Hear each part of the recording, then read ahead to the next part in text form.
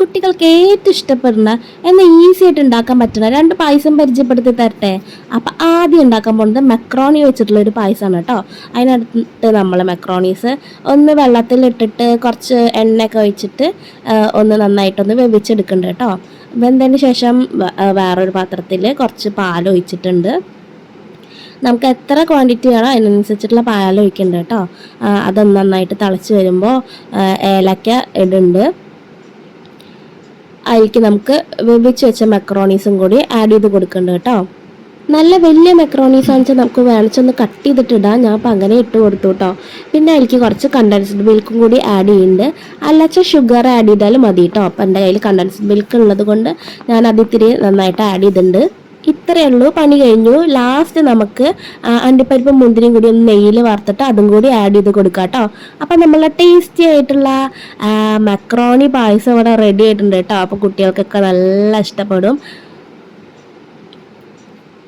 നല്ല ടേസ്റ്റി ആയിട്ടുള്ള വെറൈറ്റി ആയിട്ടുള്ള ഒരു പായസമാണ്. അപ്പോൾ എന്തായാലും കുട്ടികൾക്കൊന്ന് ട്രൈ ചെയ്ത് നോക്കണം കേട്ടോ. അവർക്ക് എന്തായാലും ഇഷ്ടപ്പെടും. വലിയവർക്കും ചെറിയവർക്കും ഒക്കെ ഒരേപോലെ ഇഷ്ടപ്പെടുന്ന ഒരു പായസമാണ് കേട്ടോ.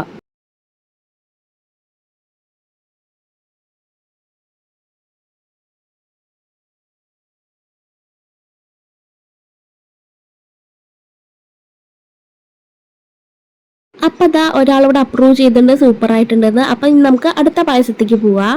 നമ്മൾ ഉണ്ടാക്കുന്നത് പഴപ്പായസമാണ് കേട്ടോ. അപ്പൊ അതിന് പഴം നേന്ത്രപ്പാടാണ് എടുത്തിരിക്കുന്നത്. ഒന്നും എടുത്തിട്ടുള്ളൂ കേട്ടോ, കുറച്ച് ക്വാണ്ടിറ്റി ഉണ്ടാക്കുന്നുള്ളൂ. അപ്പൊ ശർക്കര ആദ്യം ഒന്ന് നന്നായിട്ടൊന്ന് മെൽറ്റ് ചെയ്യുന്നുണ്ട്.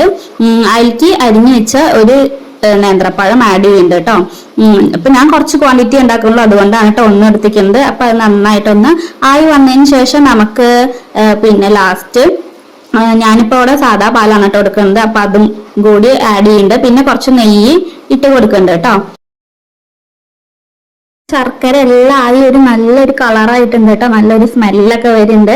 അപ്പൊ നമുക്ക് നമ്മുടെ പാലും കൂടി ഒന്ന് ആഡ് ചെയ്ത് കൊടുക്കുന്നുണ്ട് കേട്ടോ. ഞാൻ ഇപ്പൊ ഇവിടെ സാധാ പാലാണ് ആഡ് ചെയ്യുന്നത്. അപ്പൊ നമ്മളുടെ സ്വാദിഷ്ടമായ സിമ്പിൾ ആയിട്ടുള്ള പഴപ്പായസം ഇവിടെ റെഡി ആയിട്ടുണ്ട് കേട്ടോ. ഇപ്പൊ എന്താ ഉണ്ണിക്കൊക്കെ ടേസ്റ്റ് ചെയ്യാൻ കൊടുക്കുന്നുണ്ട്. ഉണ്ണി സൂപ്പറാണ് എന്നൊക്കെ പറയുന്നുണ്ട് കേട്ടോ. അപ്പൊ അവിടെ മിൽക്ക് മെയ്ഡ് ഉണ്ടായിരുന്നു. അപ്പൊ അത് കഴിക്കേണ്ട ഒരു ഇതിലാണ് കേട്ടോ ഉണ്ണി. അപ്പൊ നമുക്ക് പായസത്തിൽ വാങ്ങിച്ച ലാസ്റ്റ് മിൽക്ക് മെയ്ഡും വാങ്ങിച്ച് ആഡ് ചെയ്യാം. ഞാൻ ശർക്കര ആഡ് ചെയ്തതുകൊണ്ട് ചെയ്യുന്നില്ല കേട്ടോ. അപ്പൊ ഞാനും ഇങ്ങനെ ടേസ്റ്റ് ചെയ്ത് നോക്കുന്നുണ്ട്. നല്ല ടേസ്റ്റ് ഒക്കെ ഉണ്ട്. അപ്പൊ സിമ്പിൾ ആയിട്ട് നമുക്ക് ഉണ്ടാക്കാൻ പറ്റിയ ഒരു പായസമാണ് കേട്ടോ. അങ്ങനെ ഞങ്ങൾ രണ്ടുപേരും കൂടിയും കുറച്ചു നേരം വർത്താനൊക്കെ പറഞ്ഞിരുന്ന് പായസമൊക്കെ കുടിച്ച് ആസ്വദിച്ച് ഇങ്ങനെ ഇരിക്കുകയാണ് കേട്ടോ.